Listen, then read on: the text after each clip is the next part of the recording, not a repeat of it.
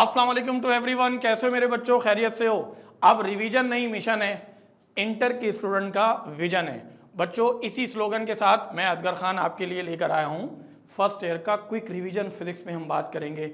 और इसमें बिल्कुल साल के एंड में ऑब्वियसली बच्चे चाहते हैं कि उनके कोर्स को एक फाइनल टच दे दिया जाए, जिसकी वजह से उनके कोर्स में, उनकी तैयारी में और ज़्यादा बेहतरी आ सके और मैक्सिमम नंबर वो गेन कर सकें।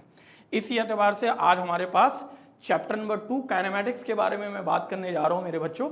और काइनेमैटिक्स में इसको बेसिकली मैं आपको 3 अलग अलग चैप्टर्स में ज़रूर पढ़ाऊंगा और बार बार हर चैप्टर में एक चीज़ मैं रिपीट करता चलूँ आपके साथ कि पूरे चैप्टर का स्लोगन हमारे पास सिर्फ यही होगा कि चैप्टर के कुछ हमारे पास क्विज के बारे में बात कर लूँगा जिसमें MCQs होंगे। इसी के साथ साथ उसी चैप्टर में मौजूद टॉपिक्स के इंपॉर्टेंट टॉपिक्स जो थ्योरेटिकल सवाल हैं और एग्जामिनेशन पॉइंट ऑफ व्यू से इंपॉर्टेंट है, जैसे कि गैस पेपर की सूरत में, इस पर मैं आपको सवाल शेयर कर लूँगा और इसी चैप्टर के लिहाज से जो इंपॉर्टेंट न्यूमेरिकल हैं उसको सॉल्व भी कराऊंगा और कुछ डेली प्रैक्टिस प्रॉब्लम आपको दूंगा आपके होमवर्क की सूरत में। ठीक है, तो आज के लेक्चर को स्टार्ट करते हैं। आज हमारे पास चैप्टर नंबर 2 है और चैप्टर नंबर 2 बेसिकली हमारे पास काइनेमैटिक्स 1 है। अच्छा, चैप्टर नंबर 2 काइनेमैटिक्स जरूर है लेकिन इसके टोटल 3 पार्ट्स हैं। पहले पार्ट में मैं आप लोगों को ऑब्वियसली वेक्टर पढ़ाऊंगा, आज हमारा टॉपिक वेक्टर है। दूसरे पार्ट में फोर्स, मोशन एंड मोमेंटम का कुछ पैरामीटर्स आए और इसी के साथ साथ तीसरे पार्ट में हम लोगों ने चैप्टर नंबर काइनेमैटिक्स के ही प्रोजेक्टाइल पर बात करेंगे इंशाल्लाह। ठीक है, तो सबसे पहले हम स्टार्ट करते हैं मेरे बच्चों काइनेमैटिक्स का पार्ट नंबर 1 और जिसको हम लोग ने वेक्टर का नाम दिया है। ठीक है, अब वेक्टर में बिस्मिल्लाह करते हैं। उसके जैसे कि मैं स्टार्ट में आपसे जिक्र कर रहा था कि टॉपिक वाइज आपको मैं MCQs के कुछ क्विज़ेस सॉल्व करा दूंगा। इसको बहुत अच्छे तरीके से प्रैक्टिस करनी है, अपने सवालात को बहुत अच्छे तरीके से देखना है और देखने के बाद कमेंट्स में बहुत अच्छे तरीके से रिस्पॉन्स करना है। ठीक हो गया। देखो क्विज में हमारे पास MCQs नंबर 1 कुछ इस तरह से है कि if the vector addition of 2 vectors, 2 vectors के वेक्टर एडिशन हमारे पास मौजूद हैं। अच्छा, वो 2 वेक्टर्स के वेक्टर एडिशन में ऑफ मैग्नीट्यूड एक 3 और दूसरा 4 है। उसके बाद क्या बोल रहा है, हैज द रिजल्टेंट ऑफ 5, इनका रिजल्टेंट कितना है, 5 है। एंगल बिटवीन देम आपने कैलकुलेट करना है। ठीक हो गया। तो वेक्टर के मैग्नीट्यूड गिवन है 3 और 4 और इसी के साथ साथ इसी मैग्नीट्यूड में आप लोगों ने डिस्कस करना है क्या मेरे बच्चों, आपने डिस्कस करना है मैग्नीट्यूड का आपने डिस्कस करना है मेरे बच्चों इसी मैग्नीट्यूड के लिहाज से इसका रिजल्टेंट ये R, मान लो एक वेक्टर A है और ये दूसरा वेक्टर B है और रिजल्टेंट अगर 5 होगा तो एंगल क्या होना चाहिए, 0 डिग्री, 45 डिग्री, 90 डिग्री या नन ऑफ दिस। अच्छा, अब अगर मैं इससे सवाल से ही आपको डिस्कस कराऊं ना तो आपको थोड़ा सा पाइथागोरस वाली फीलिंग आ रही होगी। और पाइथागोरस में एक वेक्टर आपके पास है 3 और दूसरा वेक्टर हमारे पास क्या है मेरे बच्चों, ये 4 और फिर यहाँ से अगर मैं डिस्कस करूँ तो ये 5। यही कंडीशन पाइथागोरस के लिहाज से ही अगर मैं डिस्कस करूँ आपके पास तो पाइथागोरस उसी वक्त एप्लीकेबल हो सकता है जब गिवन वेक्टर के मैग्नीट्यूड के दरमियान आपस में 90 डिग्री बना रहे हों या दोनों वेक्टर आपस में परपेंडिकुलर हों। तो अब अगर गिवन ऑप्शन में क्योंकि एंगल के लिहाज से गिवन है तो नोट करोगे तुम्हारे पास सही जवाब क्या आ जाएगा, 90 डिग्री। ठीक हो गया, तो ये right option is C. Next उसके बाद MCQs नंबर 2 पर बात करूंगा। अच्छा, बात होगा तो ऐसा हो तो कुछ पॉज कर लेना, पॉज करने के बाद सोचना एक सवाल को, तो आपके लिए बहुत अच्छा हो जाएगा मेरे बच्चों।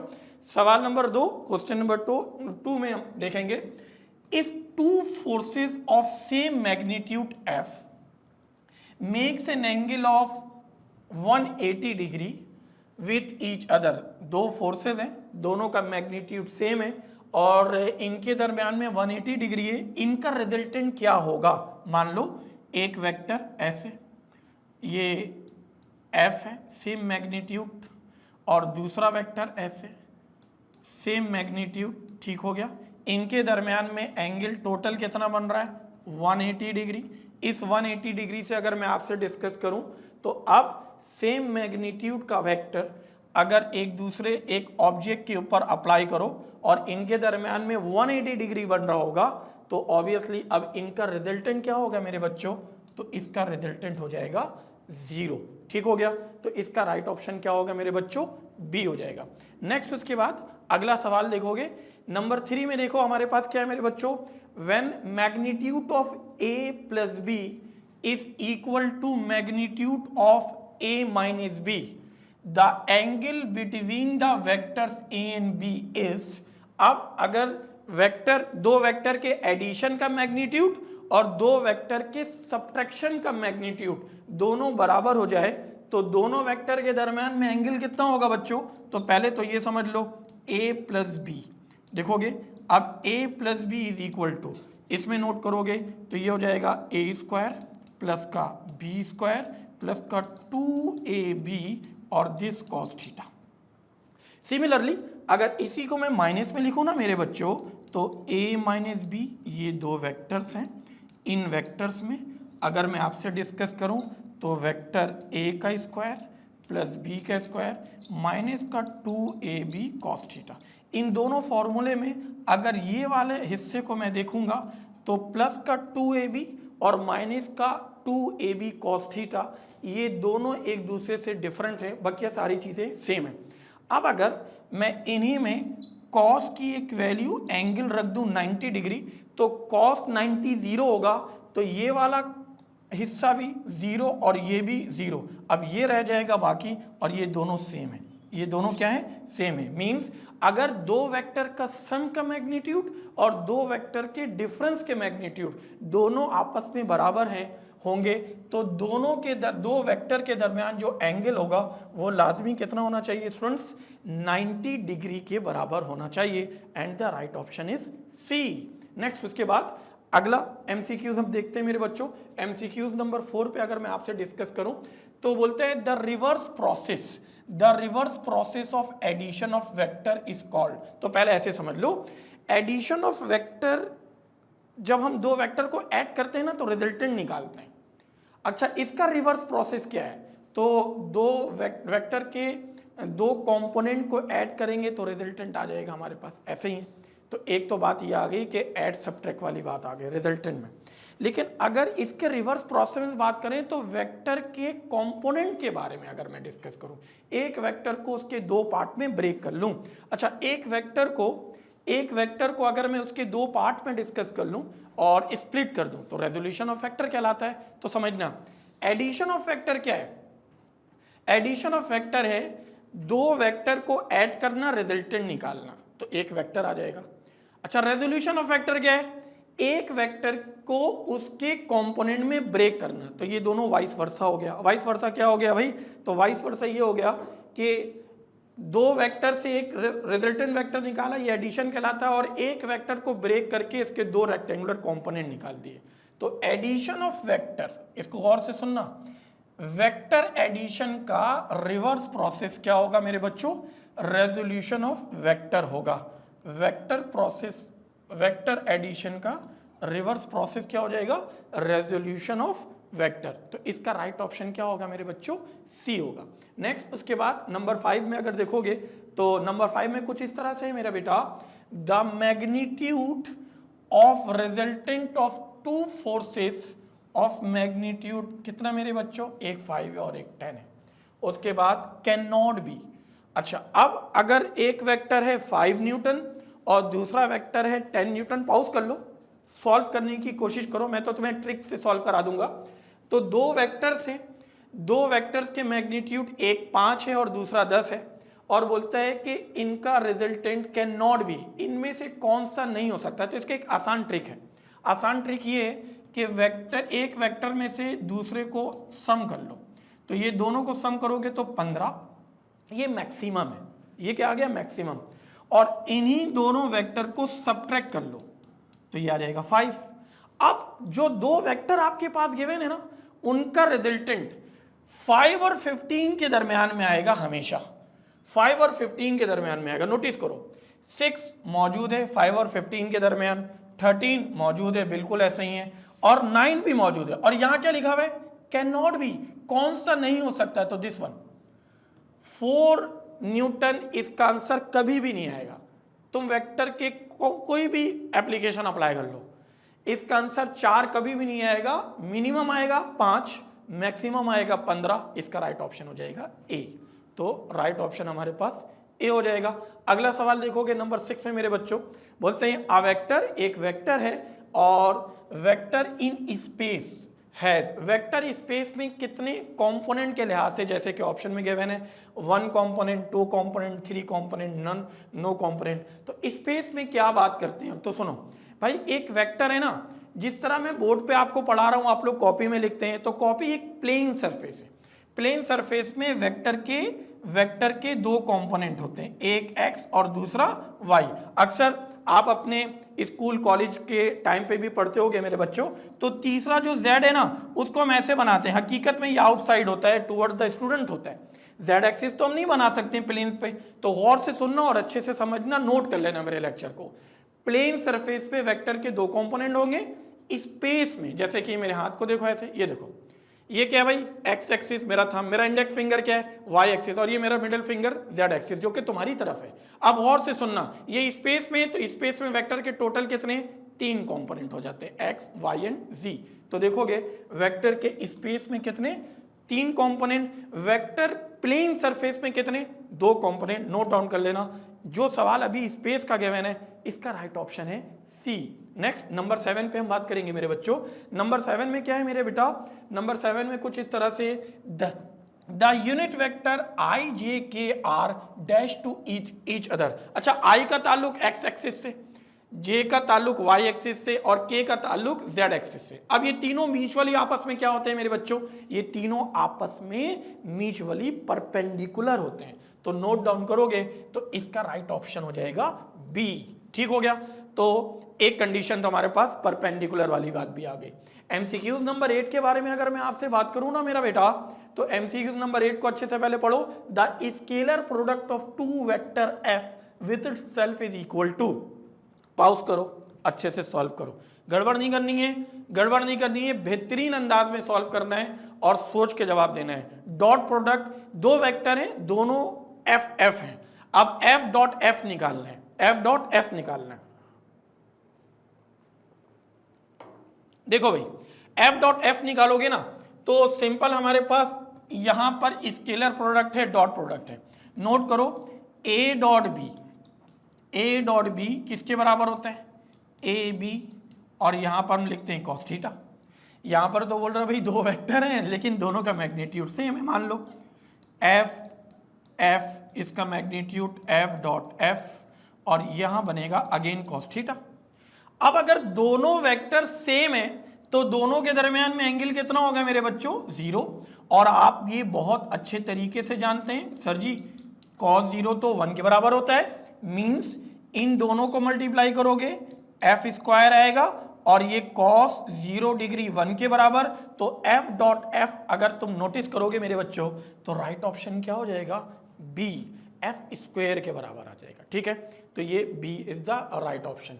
नेक्स्ट उसके बाद एमसीक्यूज नंबर 9 पे अगर मैं आपसे बात करूं मेरा बेटा, तो which of the following is the only vector quantity, इनमें से, इन 4 में से कोई एक ऐसा है जो वेक्टर क्वांटिटी, आपके पास टेम्परेचर गिवन है, आपके पास एनर्जी गिवन है, as well as option C में आपके पास पावर गिवन है, और लास्ट में आपके पास मोमेंटम गिवन है। और सवाल में क्या बोल रहा है कि इन चारों में से कौन सा वेक्टर क्वांटिटी है। तो ऑब्वियसली अभी तक आप लोग जवाब तक पहुंच चुके होंगे, it is what we have the momentum which is the only vector quantity in the given option. Okay ना, तो राइट ऑप्शन क्या हो जाएगा मेरा बेटा, डी हो जाएगा। नेक्स्ट उसके बाद देखोगे हमारे पास एमसीक्यूज नंबर 10 में क्या है। एमसीक्यूज नंबर 10 में है मेरे बच्चों इस तरह से कि which of the following list of physical quantity consist only of vector. अच्छा, अभी हमारे पास 4 अलग अलग क्या लिस्ट गिवन है, इनमें कौन सा ऐसा ऑप्शन है जिसमें सारे के सारे क्वांटिटीज वेक्टर्स में। तो नोट करोगे, पॉज करो, थोड़ा सॉल्व करो, मुझे ऐसा फील हो रहा है कि तुम लोग ये कर सकते हो, अच्छे बच्चे हो माशाल्लाह। हाँ भाई देखो, option A time, temperature, velocity, B force, volume, momentum, velocity, acceleration and mass, and last में हमारे पास है फोर्स, एक्सेलरेशन एंड वेलोसिटी। अब नोट करो, सिर्फ वेक्टर को अगर आपने नोटिस करना है, सिर्फ वेक्टर को आपने नोटिस करना है, तो देखोगे फोर्स भी वेक्टर है, एक्सेलरेशन भी वेक्टर है, और वेलोसिटी भी वेक्टर है। तो ये एक ऐसा ऑप्शन है जिसमें सारे के सारे फिजिकल क्वांटिटीज हमारे पास क्या है, वेक्टर में है। तो right option is D. Next उसके बाद देखोगे मेरे बच्चों नंबर 11 में हमारे पास कुछ इस तरह से, 11 में देखोगे तो सवाल में क्या है, ए डॉट बी जीरो है और ए क्रॉस बी भी जीरो है। अच्छा, ए डॉट बी जीरो कब होता है? ए डॉट बी जीरो होने के लिए शर्त ये है कि ए और बी आपस में परपेंडिकुलर हो। ए क्रॉस बी जीरो कब होगा? जब इन ए और बी के दरम्यान में एंगल जीरो होगा। अच्छा, अभी ए डॉट बी भी जीरो है, ए क्रॉस बी भी जीरो है, एक वक्त में ये दोनों कंडीशन एप्लीकेबल नहीं है, तो एंगल जीरो भी नहीं है और एंगल 90 भी नहीं है, पैरेलल भी नहीं है, परपेंडिकुलर भी नहीं है। नेक्स्ट उसके बाद अगली कंडीशन बोलता है A and B are parallel to each other, ये नहीं हो सकता। A and B are perpendicular to each other, this is not possible. At least A और B is null vector, this is what we have the options, है ना। ए और B में से कोई एक एंगल की वजह से तो ये जीरो नहीं हो रहा है, डॉट और क्रॉस, क्योंकि एंगल में अगर पैरेलल होगा तो डॉट प्रोडक्ट जीरो होगा, क्रॉस नहीं हो सकता। और अगर पैरेलल होगा तो क्रॉस प्रोडक्ट जीरो होगा, डॉट प्रोडक्ट जीरो नहीं हो सकता। और अगर परपेंडिकुलर है तो फिर डॉट प्रोडक्ट जीरो होगा, क्रॉस प्रोडक्ट जीरो नहीं हो सकता। इस कंडीशन में देखोगे तो एटलीस्ट या तो ए या बी, इन दोनों में से कोई एक नल मतलब जीरो वेक्टर, मींस या ए जीरो हो सकता है या बी जीरो हो सकता है, बस इसके अलावा कोई कंडीशन नहीं है। And the right option is what we have, C. ठीक हो गया। नेक्स्ट उसके बाद देखोगे मेरे बच्चों अगला एमसीक्यूज नंबर 12 हमारे पास है, के डॉट आई क्रॉस जे। देखोगे आई क्रॉस जे, तो आई क्रॉस जे बेसिकली हमारे पास क्या होता है मेरे बच्चों, के बराबर होता है। और यहां से के, तो के डॉट के सेम है, तो के डॉट के अगर होगा तो ऑप्शन क्या आ जाएगा मेरे बच्चों, 1 आ जाएगा। ठीक है, बहुत अच्छी तरीके से तुम लोग एंगेज जरूर हुए हो, और कुछ एमसीक्यूज के मैं बहुत तेजी से ऐसी फ्लो में कराते हुए जाऊंगा। इट डजंट मीन आप पॉज करेंगे, उसको सॉल्व करने की कोशिश करेंगे। राइट ऑप्शन इसका हो जाएगा बी। नेक्स्ट उसके बाद 13 में हमारे पास कुछ इस तरह से, again if a dot b is zero, अगर ए डॉट बी जीरो है और ए क्रॉस बी भी जीरो है और ए जीरो नहीं है तो बी मस्ट बी जीरो। अभी इससे पहले वाले सेकंड क्लास एमसीक्यूज में अगर देखेंगे हम, तो अगर ए जीरो नहीं है, उस सवाल में क्या था, एटलीस्ट ए और बी जीरो। अब यहां पर कंफर्म कर रहा है कि ए जीरो नहीं है, तो b must be zero. And the right option what we have the B. Okay ना, तो ये एमसीक्यूज नंबर क्या हो गया मेरे बच्चों, 13 हो गया। नेक्स्ट 14 में देखोगे तो एमसीक्यूज नंबर 14 में तुम्हारे पास क्या है, क्या कंडीशन गिवन है मेरा बेटा, the area of parallelogram for, अब हमारे पास क्या हो जाएगा, form by two vector a and B is given by, area of parallelogram का फॉर्मूला बता दो। हाँ भाई, तो अगर नोट डाउन करोगे तो थ्योरी में तुम्हें एक अच्छे तरीके से याद होगा, एरिया ऑफ पैरेललोग्राम का फॉर्मूला होता था ए क्रॉस बी का मैग्नीट्यूड, और अगर इसी का मैं हाफ कर लूंगा तो ये हो जाएगा एरिया ऑफ ट्राइंगल। और ये क्या है, ये क्या है मेरे बच्चों, area of parallelogram. Thank you so much. ठीक है, उम्मीद है कि तुम लोगों को बड़ा मजा आ रहा होगा, सवाल में बहुत अच्छे तरीके से कंसेप्ट भी क्लियर हो रहा होगा और मेरी बातें भी समझ में आ रही होंगी। नेक्स्ट उसके बाद देखोगे मेरे बच्चों नंबर 15 में कुछ इस तरह से है कि the area of parallelogram form by two vector this and this. ये तो सवाल रिपीट हो गया, ठीक हो गया। चलो भाई 15 सेम है तो ये बी आ गया। ठीक है, एक सवाल की जाती हो गई भाई, 14 और 15 सेम है। ठीक है, उसके बाद देखोगे नंबर 16 में, which of the following is correct, इनमें से कौन सा सही है।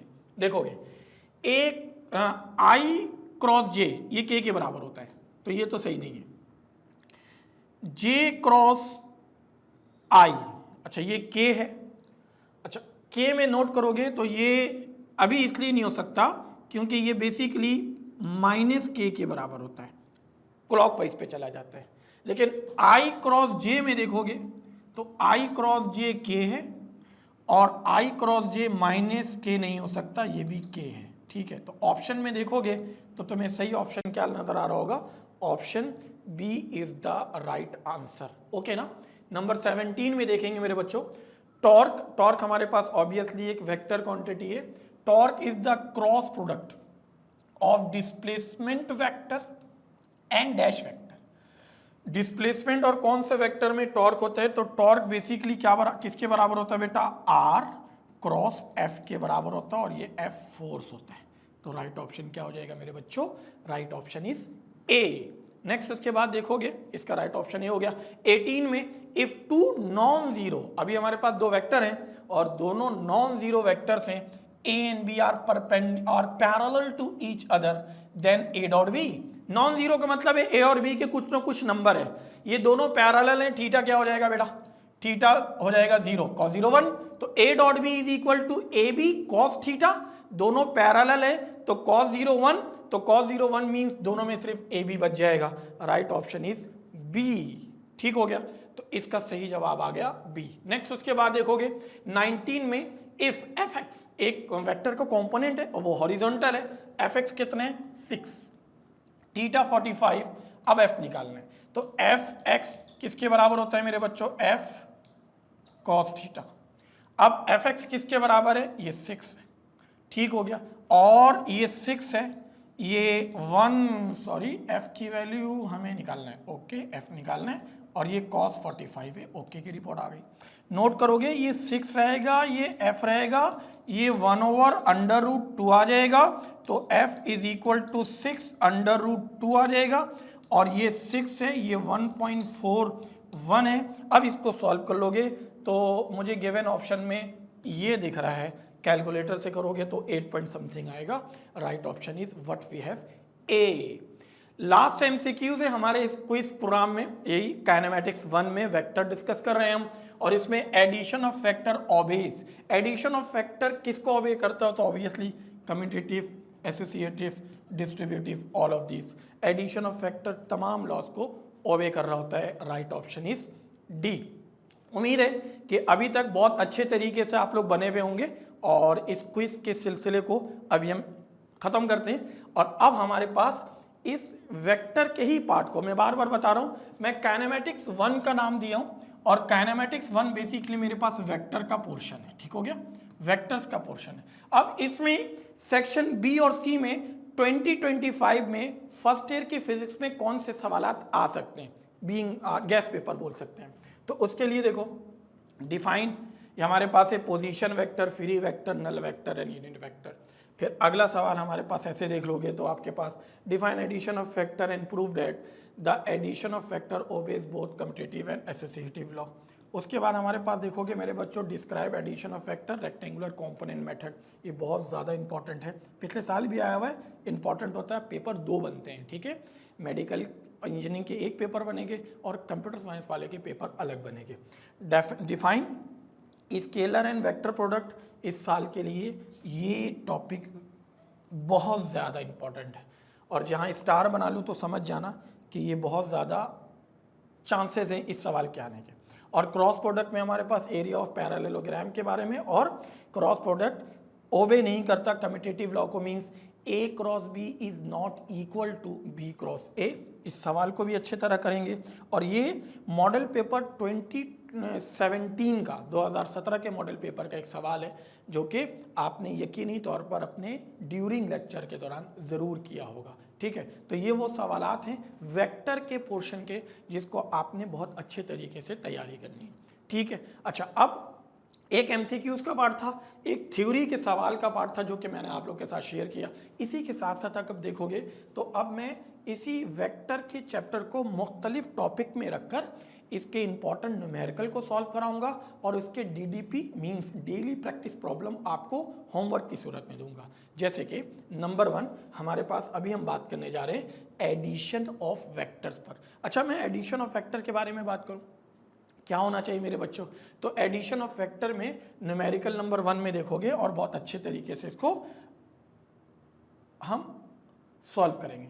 देखो एडिशन ऑफ फैक्टर में अगर मैं तुमसे बात करूं ना, तो पहला सवाल है, न्यूमेरिकल नंबर 1 है, बोलते हैं 2 vectors of equal magnitude are acting at a point, find the angle between them, angle between the forces when the magnitude of resultant is also equal to the magnitude of either of the forces, means मान लो इस तरह कि सबसे पहले मैं कहाँ जाता हूँ मेरे बच्चों, डाटा पे, और डाटा में आपको सॉल्व कराने के लिए मेरे पास क्या कंडीशन है मेरा बेटा, तो डाटा में मेरे पास है कि एक दो वेक्टर हैं, दोनों का मैग्नीट्यूड सेम है, इक्वल मैग्नीट्यूड है, मींस F1 मान लो F के बराबर और दूसरा वेक्टर F2 F के बराबर, और इनका resultant is also equal to, means इनका रिजल्टेंट भी आइदर ऑफ द वेक्टर के मैग्नीट्यूड के बराबर, मतलब F के बराबर। अच्छा, आपने कैलकुलेट क्या करना है मेरा बेटा, आपने कैलकुलेट करना है टू फाइंड में अगर मैं आपसे बात करूं और इसी में मैं आपको सॉल्व भी करा दूं, तो दोनों कंडीशन में मैं आपको समझाता हूं।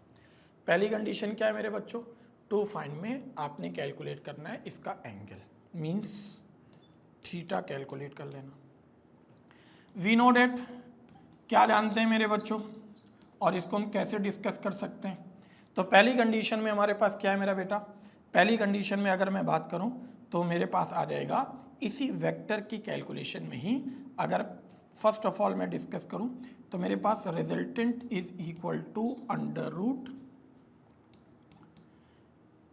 F1 square plus F2 square plus का 2F1 F2 और कॉस थीटा। ये फॉर्मूला मतलब A प्लस बी का मैग्नीट्यूड जो अभी हमने MCQs में देखा था। R की जगह F रख लो, F1 की जगह भी F रख लो, और यहां पर प्लस का 2F1 की जगह F, F2 की जगह F, और ये कॉस थीटा। फर्दर सॉल्व करोगे मेरे बच्चों, F की जगह F, इन दोनों को ऐड करोगे 2F स्क्वायर प्लस का ये दोनों भी सॉल्व होगा तो 2F स्क्वायर और इसमें कॉस थीटा। सिमिलरली अगर मैं डिस्कस करूं इसी में तो ये F इज इक्वल टू, बल्कि एक काम कर लेते हैं, चलें आसान करें परेशान ना हो, 2F कॉमन ले लें, F स्क्वायर तो 1 प्लस कॉस थीटा। एक तो ये कंडीशन आ गई। अब मैं इसमें स्क्वायरिंग बोथ साइड लिख लेता हूँ, तो ये हो जाएगा F का स्क्वायर। अच्छा, यहाँ पर जब आप स्क्वायर करेंगे मेरे बच्चों तो ये बन जाएगा 1 प्लस कॉस थीटा स्क्वायर से रूट कैंसिल। मेरे बच्चों ये F स्क्वायर है, ये 2F स्क्वायर है, 1 प्लस है कॉस थीटा है, ये F स्क्वायर है, ये 2F स्क्वायर है, ये 1 प्लस है कॉस थीटा है, F स्क्वायर से स्क्वायर कैंसिल। ठीक हो गया, नोट करोगे तो यहाँ पे 1/2 बचा, तो ये वाला 1 इधर आ जाएगा, तो 1/2 minus 1 is equal to cos theta. ज़्यादा एलसीएम लेने की जरूरत नहीं, सिंपल सॉल्व करा रहा हूँ। 1 में से हाफ गया, हाफ रह गया, तो cos theta is equal to minus का हाफ, क्योंकि 1 बड़ा है। और नोटिस करोगे तो आपके पास theta is equal to cos, वहाँ पर जाएगा कॉस इनवर्स माइनस 1/2। इसको सॉल्व करोगे आंसर आएगा 120 डिग्री। कैलकुलेटर से सॉल्व कर सकते हैं, तो right option is 120 degree. Hope कि आपको इसका कंसेप्ट बहुत अच्छे तरीके से समझ में आ गया होगा। इसको बहुत अच्छे तरीके से स्क्रीनशॉट भी ले सकते हैं बिल्कुल आप लोग, और इसको डिस्कस भी कर सकते हैं। ठीक है, तो ये सवाल था हमारे पास, पहला न्यूमेरिकल था एडिशन ऑफ वेक्टर का। ठीक, एक कंडीशन तो ये आ गई। अगला इसी टॉपिक से, अच्छा मैं टॉपिक वाइज चल रहा हूँ पूरे, अगर मैं वेक्टर को देखूं तो वेक्टर के अंदर एडिशन ऑफ वेक्टर हैं, डॉट प्रोडक्ट हैं, क्रॉस प्रोडक्ट हैं, रेक्टेंगुलर कंपोनेंट है। तो DDP 1 के बारे में मैं बात करने जा रहा हूँ, मींस एडिशन ऑफ वेक्टर के बारे में बात करने जा रहा हूँ। तो एडिशन ऑफ वेक्टर में अगर मैं देखूं तो डेली प्रैक्टिस प्रॉब्लम में आप क्या करें, इन तमाम सवालात के स्क्रीनशॉट ले लें, सॉल्व करें, और सॉल्व करने के बाद इसको कमेंट बॉक्स में ज़रूर लिखें। ठीक है, बहुत ज़रूरी है। आपके कमेंट्स में मेरे लिए मोटिवेशन भी है और बच्चों के लिए कितना फ़ायदा हो रहा है उसको भी देखना है। ठीक हो गया, तो ये तमाम सवालात DDP देखो चैप्टर नंबर 2, ये वेक्टर के पोर्शन की बात हो रही है, ये दूसरा सवाल है। ठीक है, आंसर भी गए मैंने, तो परेशान नहीं होना। इसी में ये तीसरा सवाल है, ये नंबर 4 है, this is what we have, number 5 है, और नेक्स्ट अगर मैं तुमसे डिस्कस करूं तो अब मैं बात करने जाऊंगा रेक्टेंगुलर कंपोनेंट मेथड के लिए। अच्छा, अब रेक्टेंगुलर कंपोनेंट मेथड के लिए अगर मैं देखूं तो एक x कंपोनेंट, दूसरा y कंपोनेंट, उसके फॉर्मूलाज वगैरह वटेवर कुछ भी। तो इसमें सबसे पहले न्यूमेरिकल नंबर 2 एक मैं सॉल्व करा चुका हूं, फिर उसका DDP शेयर कर दिया, ठीक है। मींस DDP 1 जो है वो सिर्फ एडिशन ऑफ वेक्टर के सवालात वहां पे मौजूद है। टॉपिक वाइज तुम्हें करना बहुत आसान हो जाएगा इंशाल्लाह। नेक्स्ट उसके बाद देखोगे अब numerical number 2 rectangular component method. तो घर पे बैठ के अगर आप इसको नोट भी कर रहे हो ना तो रेक्टेंगुलर कंपोनेंट मेथड की हेडिंग जरूर बना लेना ताकि तुम्हें याद रहे कि किस टॉपिक के हम सवालात को सॉल्व करें। जैसे अब हमारे पास क्या है मेरे बच्चों, सवाल में कुछ इस तरह से है कि if one of the rectangular components of a vector of 100 Newton is 50 Newton. एक वेक्टर f है, इसका कोई एक कंपोनेंट मींस इसको मान लो fx है, मान लो आप y भी लेके सॉल्व करेंगे, डजंट मैटर, ठीक। फाइंड द अदर कंपोनेंट, बोला क्या जा रहा है, आप इसके दूसरे कंपोनेंट को कैलकुलेट करें। अच्छा, अब कैलकुलेट करने का तरीका क्या है, तो हमारे पास एक शॉर्ट रिवीजन क्लास हो रही है, तो मैं तुम्हें एक थीम बनाता हूं, तुम्हें बड़ा मजा आएगा इंशाल्लाह। तो सॉल्यूशन, इसी के साथ साथ सॉल्यूशन के लिए पहले डाटा, फिर to find having this solution. चले, एक ये कंडीशन। अब अगर आपने नोटिस करना हो ना तो देखो मैं आपके लिए आसान करता हूं कि गिवन है आपके पास एक फोर्स 100 न्यूटन, इसके दो कंपोनेंट होते हैं, उसका एक कंपोनेंट क्या है, उसका एक कंपोनेंट 50 न्यूटन है, मींस मान लो fx है। फाइंड द अदर, तो आपने fy निकालना है। आसान अल्फाज ये है कि अगर आपने उसको fy मान लिया तो fx निकाल लेना है।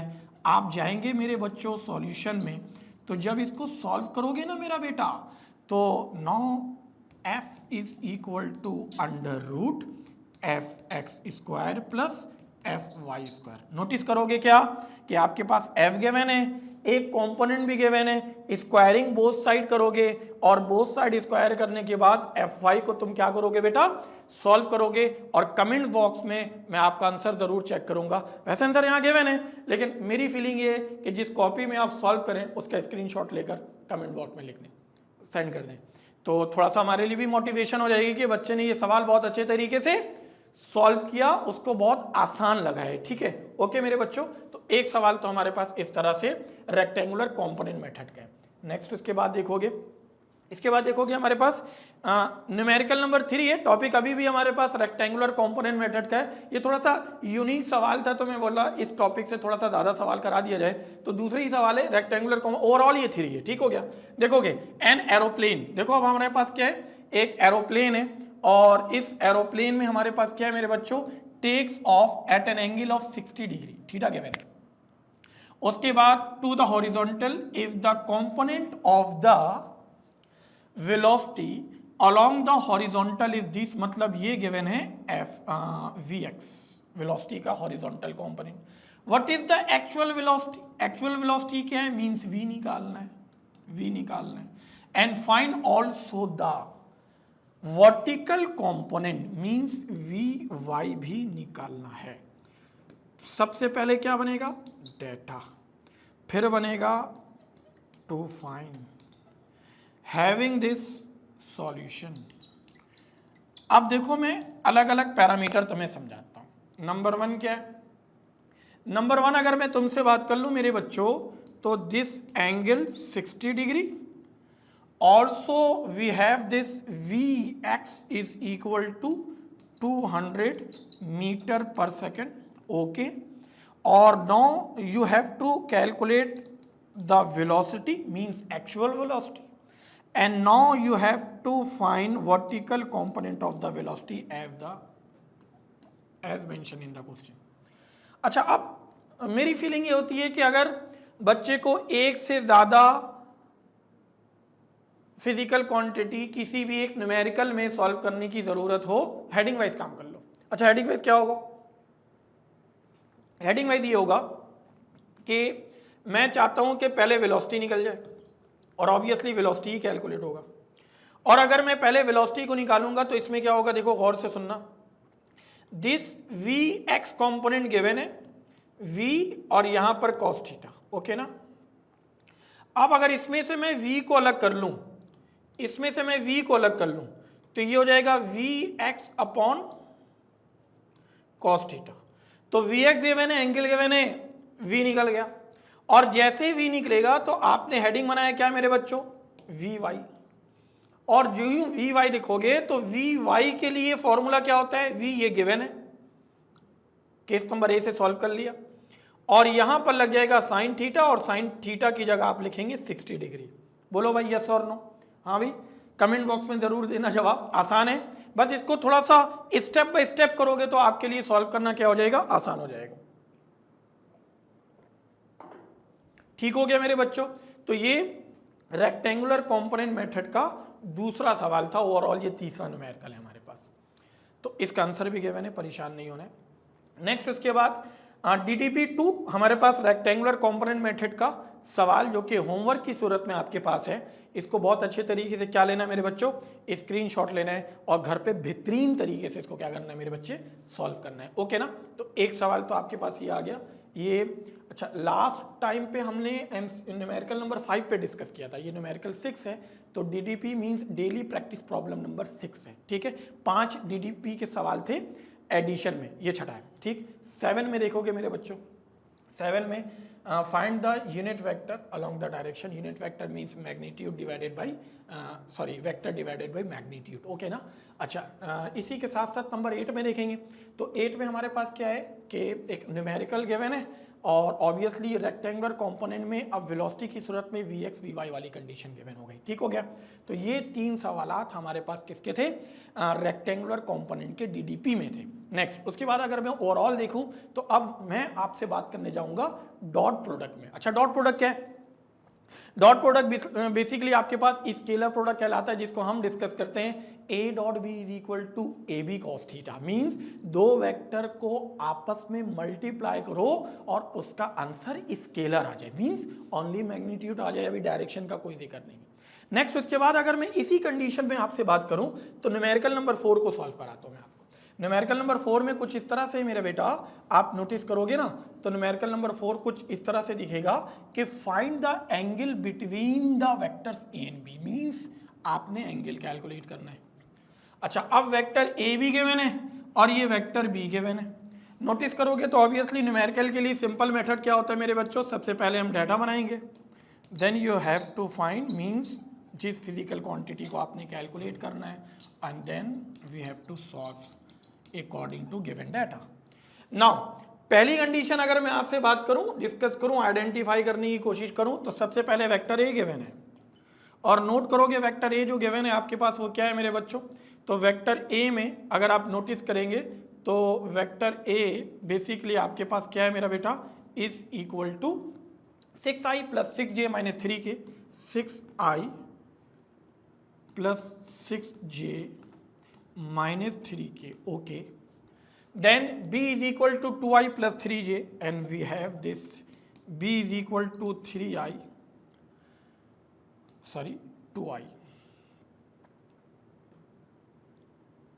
Okay, 2i plus 3j and we have minus 6k, okay. और एट द एंड आपने निकालना है angle between the vector, means अभी आपने थीटा निकालना है, डॉट प्रोडक्ट वाली बात है। अच्छा, अब जब आप सॉल्व करने गए ना मेरे बच्चों, तो डॉट प्रोडक्ट की कंडीशन क्या है ये भी आपको समझा देता हूँ। स्टार्ट है हमारे पास, एक सवाल तो कराना बनता है। तो इसमें देखोगे मेरे बच्चों, we know that a dot b is equal to a b and having this cos theta. Notice करोगे तो इस कॉस थीटा को अगर मैं सेपरेट कर लूं तो this a dot B upon A b मेरे बच्चों, and this is what we have equation number 1। अब इंडिविजुअल अगर मैं आपसे बात करने की कोशिश करूं तो मैं पहले आपके लिए सॉल्व कर लूंगा फॉर ए डॉट बी निकाल लेते हैं, और फिर इसी कंडीशन में ए डॉट बी के लिए अगर मैं काम करूंगा तो ए डॉट बी अपनी जगह पे यहां A dot this B is equal to this A क्या है, 6i plus 6j minus 3k, dot 2i plus 3j 2i plus 3j minus 6k। Dot product निकालने का तरीका क्या है मेरे बच्चों? i फैक्टर i के साथ j के साथ और k के साथ। जैसे अभी हम लोग ने एमसीक्यूज में भी देखा था कि एक वेक्टर f गिवन था, दो वेक्टर है, दोनों का मैग्नीट्यूड सेम था, इनका आपस में डॉट प्रोडक्ट निकाला, f स्क्वायर निकला, मींस i फैक्टर i के साथ होगा।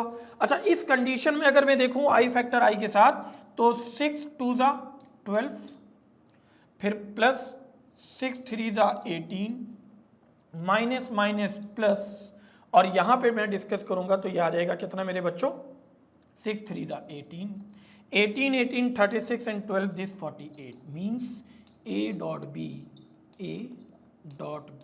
and this is what we have, sorry, a dot b, this is what we have 48। Next उसके बाद अगर मैं आपसे डिस्कस करूं ना मेरे बच्चों तो इसमें मैं बात कर लेता हूं फॉर मैग्नीट्यूड ऑफ ए। अच्छा, magnitude of A means to say, magnitude of A means to say, चलो मैं थोड़ा सा कलर चेंज करके देखता हूँ, लग रहा है तुम्हें समझ आ जाए। ए का मैग्नीट्यूड बराबर होगा under root x square plus y square plus z square. ऐसा लग रहा है, मैं कॉपी चेक कर रहा हूँ, ठीक है। अच्छा भाई, इस कंडीशन में अगर मैं आपसे डिस्कस करूं तो मेरे पास ए के लिए आई फैक्टर क्या है? 6, जे हमारे पास 6 और के हमारे पास -3। This is what we have 36 plus 36 plus 9 72 minus 9 कितना हो जाएगा मेरे बच्चों? ए 36 36 72 और 9, तो ये माइनस करोगे 63 अंडर रूट आएगा, ठीक। अच्छा, इसी के साथ साथ अगर मैं आपसे डिस्कस कर लूं, फॉर मैग्नीट्यूड ऑफ बी, तो this magnitude of b is equal to again same x square plus y square plus z square. अच्छा, इसको सॉल्व करोगे तो रूट के अंदर 2 3 minus 6, this is 2 square 3 square and having this minus 6 square, Z की value है ये। अच्छा, इसमें अगर नोटिस करोगे तो ये 2 का स्क्वायर कितना हो जाएगा मेरे बच्चों? 4 9 और 36 7 आ जाएगा, तो रूट के बाहर ही आ जाएगा 7, 40 अंडर रूट 49 है। चलो मैं लिख देता हूँ, अंडर रूट 49 है, अंडर रूट 49 है, तो रूट के अंदर 49 और ये आ जाएगा 7 और ये आ जाएगा p, ठीक हो गया। तो एक तरतीब तो यहां से बन गई आपके पास। ओहो, very good very good very good.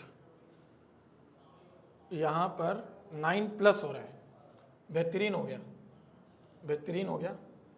अच्छा कमेंट्स कर दिया बच्चे ने। ये 81 है रूट के अंदर, और रूट के अंदर 81 आएगा तो ये 9 आ जाएगा, बेस्ट आंसर आया, गुड थैंक यू।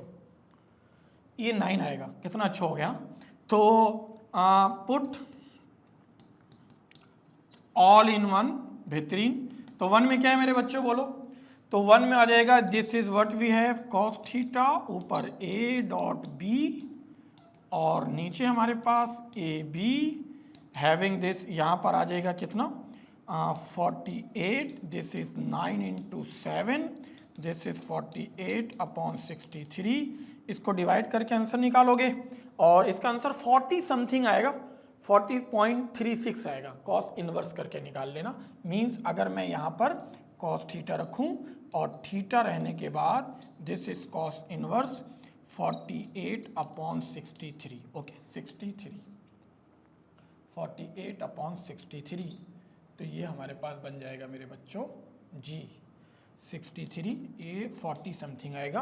तो ये हमारे पास सॉल्यूशन कंप्लीट, ओके। तो what, how to calculate the angle between two vectors, these are the methods ना, सिंपल मेथड है। इसमें ए डॉट बी पहले निकालोगे, फिर ए का मैग्नीट्यूड निकालोगे, बी का मैग्नीट्यूड निकालोगे और ऑब्वियसली उसको फॉर्मूले में सब्स्टिट्यूट करके आंसर निकाल लोगे। नेक्स्ट उसके बाद अगर मैं आपसे बात करूं न्यूमेरिकल नंबर 5 में, तो न्यूमेरिकल नंबर 5 हमसे क्या कहता है मेरे बच्चों? न्यूमेरिकल नंबर 5 है find the value of P for which the following vectors become perpendicular means theta is equal to 90 degree. Okay ना, दो वेक्टर है हमारे पास ईच अदर में। सबसे पहले डेटा गिवन इंफॉर्मेशन, उसके बाद रिक्वायरमेंट टू फाइंड, आपने क्या कैलकुलेट करना है, क्या निकालना है, और this is what we have the solution. Notice करोगे मेरे बच्चों, तो इसमें सबसे पहले मैं आपसे बात कर लेता हूं वेक्टर ए। वेक्टर ए क्या है? Vector A i plus p j और having this plus 3k। Vector B मेरे बच्चों हमारे पास है 3i प्लस 3j और नाउ वी हैव -4k और बिकम परपेंडिकुलर मीन्स 90 डिग्री। और तुम्हें निकालना है क्या मेरे बच्चों? Value of p. मेंशन कर लो as A and B are perpendicular to each other. जैसे कि ए और बी दोनों एक दूसरे के परपेंडिकुलर हैं, then a dot b must be equal to 0। Vector ए क्या है मेरे बच्चों? तो this is i p n 3 means i plus p j और हैविंग दिस प्लस का 3k dot g 3 3 -4 3i plus 3j -4k is equal to 0। तो 3 फिर plus का 3p और फिर माइनस का 12 is equal to 0 means i factor i के साथ, जे के साथ और के के साथ। नाउ अब अगर मैं आपसे डिस्कस करूं मेरे बच्चों, तो 3p को 3p रहने दिया जाए, 12 में से ये माइनस हुआ तो माइनस का 9 is equal to 0। 3p this is 9, this is p, this is 9/3, p is equal to this is 3 and the right option is what we have 3। Okay ना, तो ये हमारे पास आंसर आया। दो वेक्टर आपस में परपेंडिकुलर थे, एक पैरामीटर तो ये भी आ गया, तो इसको अच्छी तरह याद रखना।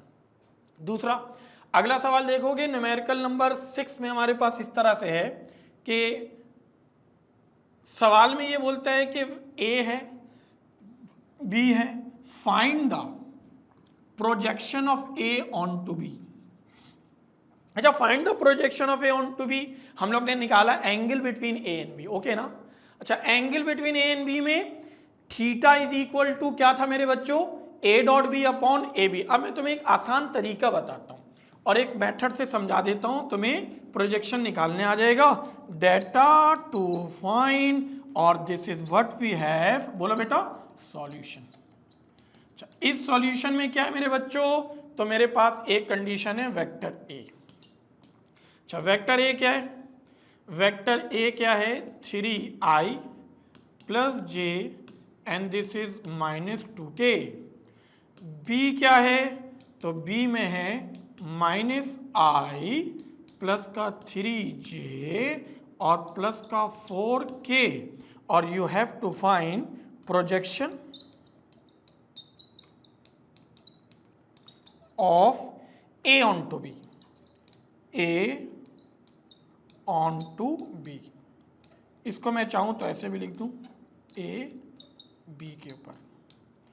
सॉल्व करने जाओगे तो ऐसे मेंशन कर लो, वी नो डेट। अच्छा, projection of A on to b में क्या मतलब है? जिसके ऊपर प्रोजेक्शन निकलेगा हमेशा उसके मैग्नीट्यूड से डिवाइड। ये जुमला याद रखना, जिसके ऊपर प्रोजेक्शन कैलकुलेट करना है, जैसे यहां पर बी के ऊपर कैलकुलेट करना है तो बी के मैग्नीट्यूड से डिवाइड करेंगे। किस तरह होगा? तो सुनो, इसके सिंपल एग्जांपल ये है, ए डॉट बी है, सॉरी ए बी है, तो projection of A on to B, ऊपर ए डॉट बी होगा, ये तो चेंज नहीं होगा, एंगल के वाले में कंडीशन में सेम था, लेकिन ये बी होगा। अगर यहां पर projection of B on to A होता तो ए के मैग्नीट्यूड से डिवाइड कर लेते। अगेन इसको सॉल्व करने के लिए क्या करोगे मेरे बच्चों? पहले ए डॉट बी निकालोगे, अभी मैंने मेथड सिखा दिया आपको, फिर बी का मैग्नीट्यूड निकलेगा उसको भी सॉल्व कर लेना, फिर दोनों के इक्वेशन नंबर 1 में रख के अरेंज कर लेना। ठीक हो गया?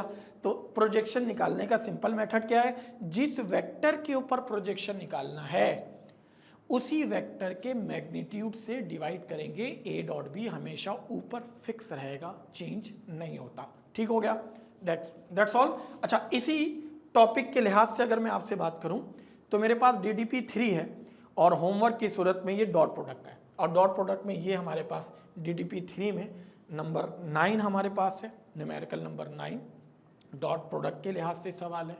न्यूमेरिकल नंबर 10 ये भी डॉट प्रोडक्ट का ही सवाल है। सबके स्क्रीनशॉट ज़रूर ले लो और स्क्रीनशॉट लेकर इसको सॉल्व करो। कमेंट्स बॉक्स में इसके सॉल्यूशन को सॉल्व करने के बाद उसके पिक्चर को ज़रूर शेयर करोगे। ठीक हो गया। नेक्स्ट उसके बाद देखोगे मेरे बच्चों, ये सारे DDP के सवाल हैं और ये सारे वो सब सवालात हैं जो कि पिछले सालों में आए हुए हैं। ठीक हो गया। ये वो टॉपिक है जिसके बारे में मैं कह सकता हूँ कि पिछले जो पुरानी बुक थी उसका ये चैप्टर नंबर 2 ही था। ठीक हो गया। और बहुत सारे टॉपिक बिल्कुल चेंज नहीं हुआ, सेम टॉपिक थे, चैप्टर का नाम ज़रूर चेंज हो गया। ठीक है। ये हमारे पास 11 आ गया। क्रॉस प्रोडक्ट कह सकते हैं कि काइनेमेटिक्स नहीं, काइनेमेटिक्स 1 का जो पार्ट नंबर 1 है उसमें जो वेक्टर का टॉपिक है उसका लास्ट सब टॉपिक है क्रॉस प्रोडक्ट के बारे में बात करेंगे। क्रॉस प्रोडक्ट क्या है, न्यूमेरिकल नंबर 7 पे एक बड़ा बढ़िया सा न्यूमेरिकल है हमारे पास, इसको जो मैं सॉल्व करा दूंगा तो इसके बाद इसके DDP में जितने भी सवाल आते हैं तुमसे बहुत अच्छे तरीके से सॉल्व हो जाएगा। तरीकेकार क्या होगा, तरीकेकार ये है मेरे बच्चों, देखोगे तरीकेकार ये है कि the two sides of a triangle are form by the vector this and this.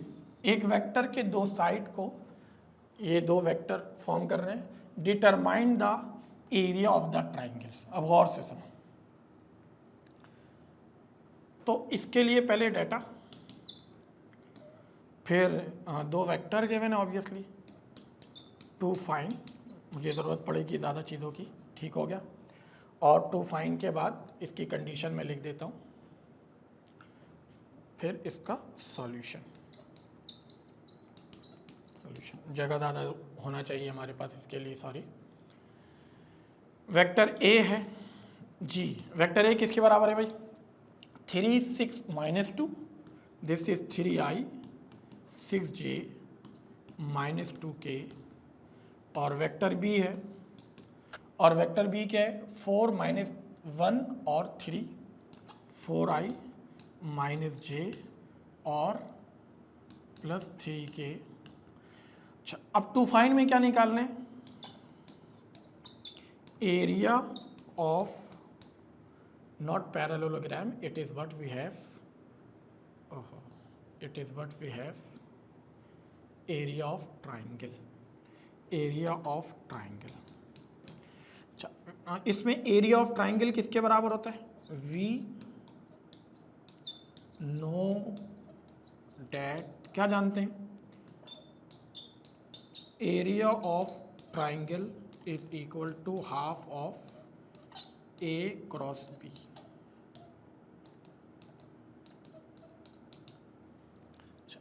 ये वाली कंडीशन आ गई हमारे पास ऐसे। तो half of A cross B वाली कंडीशन में जब मैं आपको इसको सॉल्व करने जाऊंगा मेरे बच्चों, जब इसको ऐसे सॉल्व करोगे तो मेरे पास इसकी तरतीब क्या बन जाएगी मेरे बेटा, इसकी तरतीब ये बन जाएगी कि पहले मैं आपसे बात कर लेता हूँ magnitude of A cross B, means it is not the magnitude, पहले तो मुझे ऑब्वियसली ए क्रॉस बी निकालना होगा। Okay, obviously A cross B निकालना होगा, ए क्रॉस बी। अच्छा, ए क्रॉस बी क्या है, A cross B is equal to, determinant से सॉल्व होता हुआ अगर आपको याद हो, आई प्लस, ओहो not plus, it is I, what we have J and also we have K। Okay ना, ओके। अच्छा, A पहले और B बाद में, तो अगर मैं A के बारे में बात करूं तो क्या होगा, A होगा 3 6 -2, और B के बारे में अगर मैं आपसे बात कर लूं मेरे बच्चों तो B होगा 4 -1 3, 4 -1 3। ओके ना। अच्छा, अब इसको अगर मैं आपके लिए एक्सपेंड करूं तो एक्सपेंड करने के लिए सुनो मैं समझाता हूं तुम्हें। अगर मैं आई के लिए काम करूंगा तो आई के लिए काम करूंगा तो फर्स्ट रो फर्स्ट कॉलम गायब, तो यहां क्या बचेगा, एक, फिर माइनस जे, और फिर इसके बाद डिटर्मिनेंट और प्लस का के। सिंपल मेथड, वैल्यू पुट करना सिखाता हूं मैं आपको। देखो अगर मैं पहली कंडीशन में बात करूं आपसे, पहली कंडीशन में बात कर लूं तो ये हो जाएगा 6 - 2 - 1 3। ठीक, फर्स्ट रो फर्स्ट कॉलम। अच्छा फर्स्ट रो तो हमेशा गायब होगा, लेकिन जे में जाएंगे तो सेकंड कॉलम चला जाएगा, गायब हो जाएगा। तो ये हो जाएगा 3 4 -2 एंड 3, और लास्ट में हमारे पास 3 4 और 6 -1। इसको सॉल्व कर लोगे तो क्या होता है हमारे पास, right hand diagonal minus left hand diagonal, A D minus B C. तो इस आई वाले फैक्टर को एज इट इज रहने दो, ये हो जाएगा 6 3 माइनस फॉर्मूले का -2 -1। ये आई फैक्टर कंप्लीट हो गया। दूसरा हमारे पास क्या है मेरा बच्चा, जे फैक्टर। तो माइनस का जे, इसमें देखो राइट हैंड डायगोनल में, इसमें जैसे ये दोनों पहले आ रहा था, यहां पर ये दोनों पहले आएगा, फिर माइनस और उसके बाद ये 3 × 3 -2 × 4। ओके, जे फैक्टर भी हो गया। के फैक्टर क्या है मेरे बच्चों, तो के फैक्टर के लिए अगर मैं आपसे डिस्कस कर लूं अगेन, तो के फैक्टर होगा प्लस का के।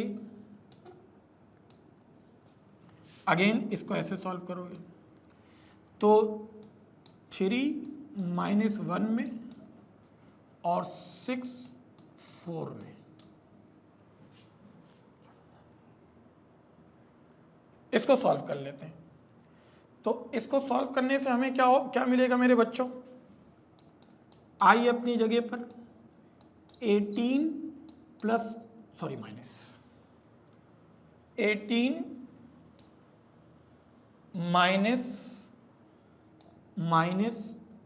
-2 -j 9 + 8 और प्लस के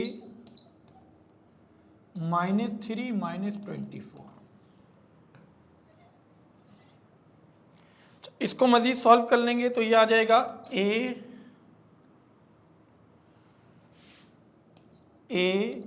क्रॉस बी, और ये सॉल्व होकर आ जाएगा क्या मेरे बच्चों बोलो, 16i माइनस का 17j, 16i माइनस का 17j, और वी हैव -27k। ओके, अच्छा ए क्रॉस बी निकल गया, तो अब हमारे पास हेडिंग क्या बनेगी मेरे बच्चों, जी फॉर ए क्रॉस बी का मैग्नीट्यूड। अच्छा अब ए क्रॉस बी का मैग्नीट्यूड क्या होगा, ए क्रॉस बी तो निकल गया, तो मैग्नीट्यूड के लिए √x² प्लस y² और प्लस z²। अब x² y² z² means x की जगह 16, y की जगह -17 और j की जगह -20, सॉरी x की जगह 16, y की जगह -17 और z की जगह -27 रखकर पुट करोगे, सॉल्व कर लोगे, बिल्कुल मुमकिन है। और वटेवर जो भी तुम्हारे पास आंसर आएगा उसको 2 से डिवाइड कर लोगे। अच्छा अब ये सवाल कराने का मकसद क्या था, क्रॉस प्रोडक्ट में तो बहुत सारी चीज़ें हैं, क्रॉस प्रोडक्ट में ये सवाल कराने का मकसद है कि अगर इसी सवाल में एरिया ऑफ पैरेललोग्राम बोलता तो आंसर यहीं तक सॉल्व हो जाता, यहाँ तक ए क्रॉस बी का मैग्नीट्यूड एंड में 2 से डिवाइड कराने की ज़रूरत नहीं पड़ती।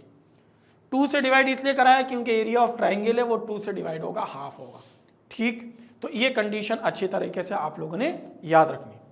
तो इस तरह से हमारे पास वेक्टर, एक तो हमने आज स्टार्ट किया काइनेमेटिक्स, उसके 3 पार्ट, पहले पार्ट में वेक्टर, वेक्टर के टोटल हमारे पास 4, और इन चारों को देखोगे तो इन चारों से ये आंसर भी गिवन है आपके पास, परेशान नहीं होने, ठीक है। अच्छा इन चारों से अगर आप देखोगे तो मेरे पास DDP नंबर 4, और अब इसका क्या है, determine the unit vector perpendicular to वाली कंडीशन है, उसके बाद एरिया ऑफ पैरेललोग्राम वाली बात आके आपके पास, तो सेम कंडीशन आपके पास एज इट इज चल रही होगी, ठीक है। नाउ ये सारे DDP तकरीबन 14 क्वेश्चन आ गए आपके पास, ठीक है। तो ये हमारे पास वेक्टर का वेक्टर का टॉपिक काइनेमेटिक्स 1 कंप्लीट हो गया। तो डेट्स ऑल फॉर टुडे। और इस कंडीशन को हम लोग ने अल्हम्दुलिल्लाह अच्छी तरह सॉल्व कर लिया। अगले लेक्चर में काइनेमेटिक्स 2 के बारे में भी बात करूंगा। तब तक के लिए अस्सलाम वालेकुम।